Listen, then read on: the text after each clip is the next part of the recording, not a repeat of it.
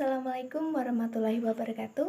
Perkenalkan kami dari kelompok 2. Di sini kami akan mempresentasikan hasil diskusi kami yaitu strategi pembelajaran menggunakan inquiry. Sebelum itu di sini saya akan memperkenalkan beberapa anggota kelompok 2. Yang pertama Ibu Aldina NIM 22, ada saya sendiri Triwahyuni NIM 25, ada Bapak Bagus NIM 27, Ibu Elanda NIM 30 dan juga Bapak Dendi NIM 32. Strategi pembelajaran inquiry memiliki ciri-ciri utama sebagai berikut. 1. Menekankan kepada aktivitas siswa secara maksimal. Yang kedua, diarahkan untuk mencari dan menemukan jawaban sendiri. Lalu yang ketiga, mengembangkan kemampuan berpikir secara sistematis, logis, dan kritis atau mengembangkan kemampuan intelektual. Tujuan utama pembelajaran melalui strategi inquiry adalah menolong siswa untuk dapat mengembangkan disiplin, intelektual, dan keterampilan berpikir dengan memberikan pertanyaan-pertanyaan dan mendapatkan jawaban atas dasar rasa ingin tahu mereka. Strategi pembelajaran inquiry. Apa sih itu strategi pembelajaran inquiry?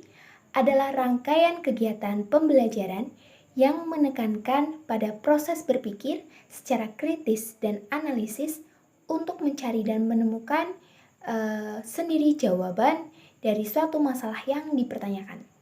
Proses berpikir itu sendiri biasanya dilakukan melalui tanya jawab antara guru dan juga siswa. Selanjutnya, kelebihan strategi pembelajaran inquiry. Karena strategi pembelajaran inquiry berpusat kepada siswa atau student center, maka pembelajaran inquiry mempunyai kelebihan sebagai berikut. Yang pertama, 1. Pembelajaran menjadi lebih hidup serta dapat menjadikan siswa lebih aktif. Yang kedua, dapat membentuk dan mengembangkan konsep dasar kepada siswa.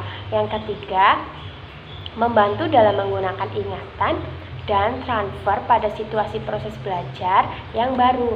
Yang keempat, dapat memberikan waktu kepada siswa secukupnya sehingga mereka dapat mengasimilasi dan mengakomodasi informasi.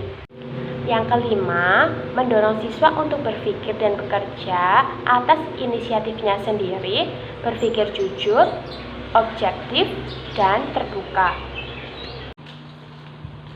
Selanjutnya, kelemahan strategi pembelajaran inquiry. Yang pertama, jika strategi ini digunakan sebagai strategi pembelajaran, maka akan sulit mengontrol kegiatan dan keberhasilan siswa.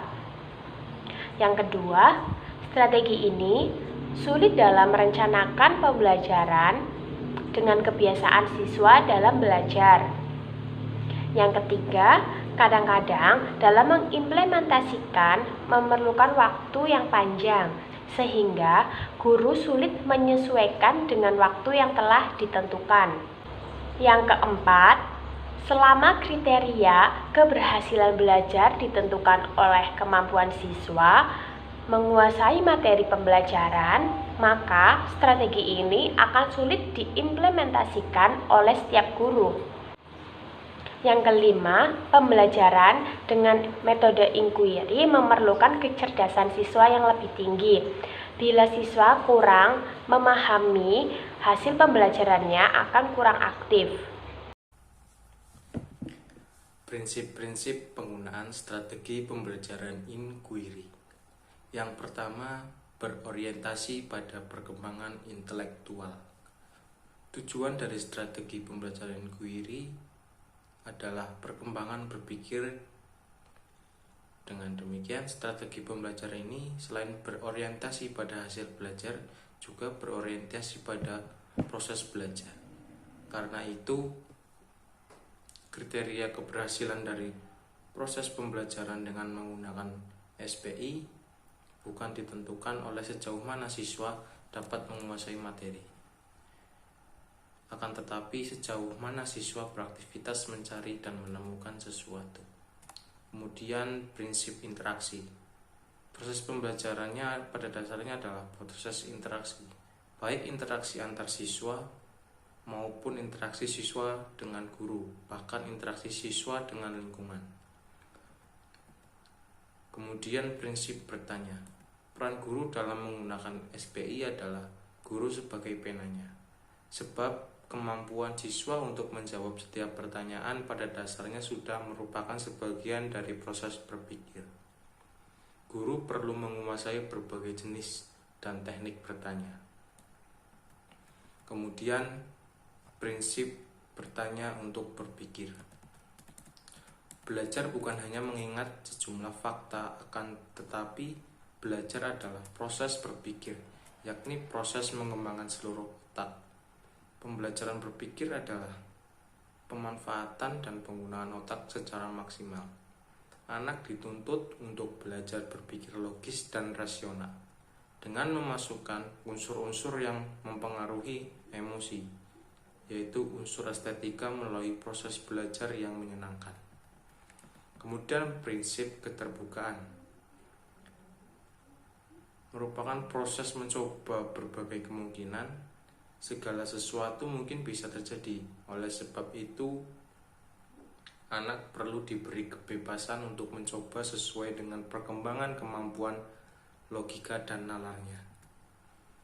Pembelajaran yang bermakna adalah pembelajaran yang menyediakan berbagai kemungkinan sebagai hipotesis yang harus dibuktikan secara kebenarannya.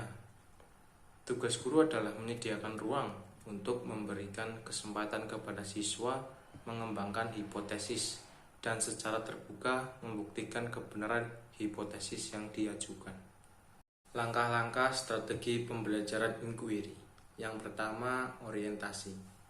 Langkah orientasi adalah langkah untuk membina suasana atau iklim pembelajaran yang responsif. Guru mengkondisikan agar siswa siap melaksanakan proses pembelajaran, yaitu guru merangsang dan mengajak siswa untuk berpikir memecahkan masalah. Beberapa hal yang dapat dilakukan dalam tahapan orientasi adalah: yang pertama, menjelaskan topik. Tujuan dan hasil belajar yang diharapkan dapat dicapai oleh siswa. Yang kedua, menjelaskan pokok-pokok kegiatan yang harus dilakukan oleh siswa untuk mencapai tujuan.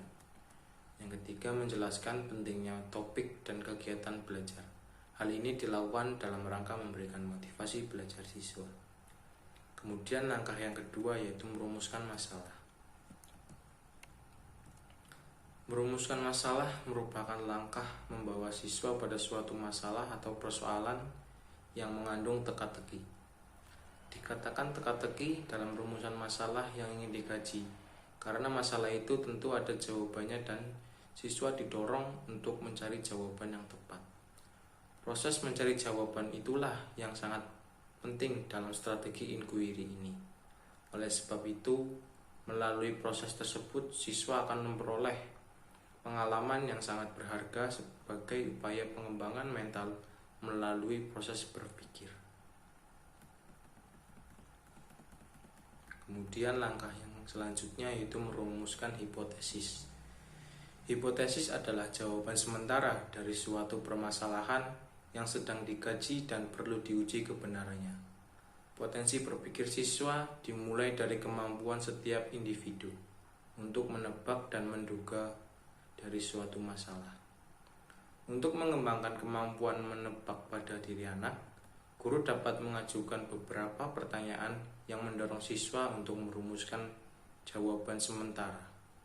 Perkiraan sebagian hipotesis bukan sembarang perkiraan, tetapi harus memiliki landasan berpikir yang kokoh, yang bersifat rasional dan logis.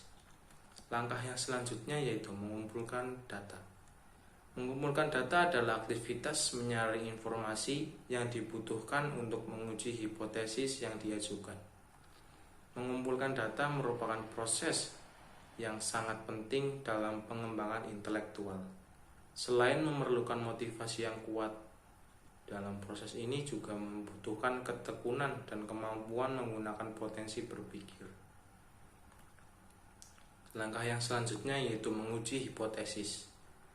Menguji hipotesis merupakan proses menentukan jawaban yang dianggap diterima sesuai dengan data atau informasi yang diperoleh berdasarkan pengumpulan data. Yang terpenting dalam menguji hipotesis adalah mencari tingkat keyakinan siswa atas jawaban yang diberikan.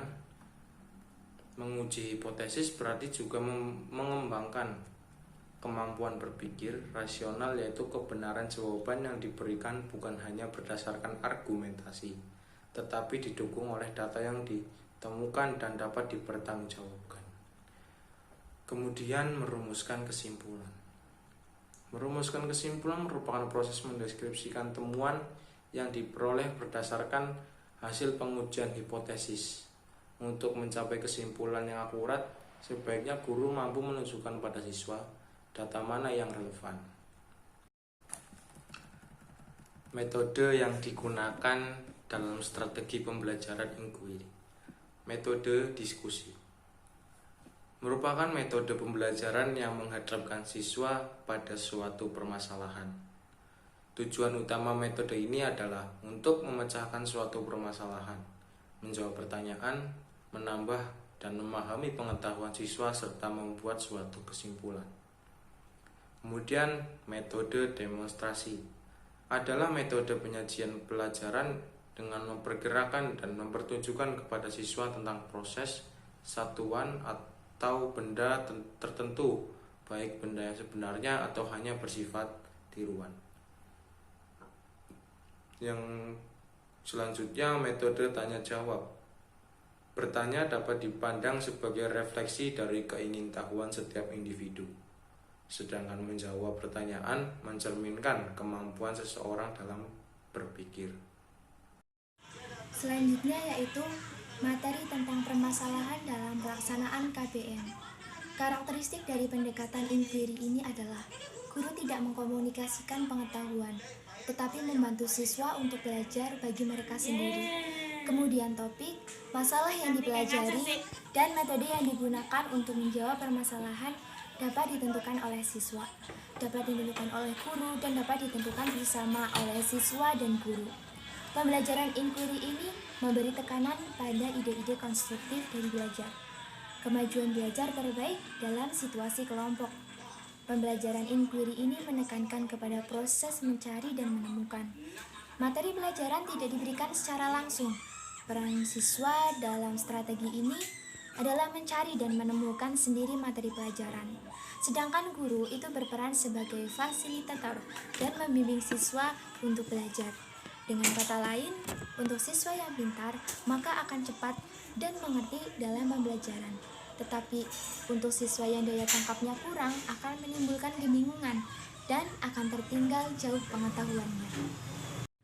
Selanjutnya yaitu permasalahan dalam kendala strategi pembelajaran inquiry.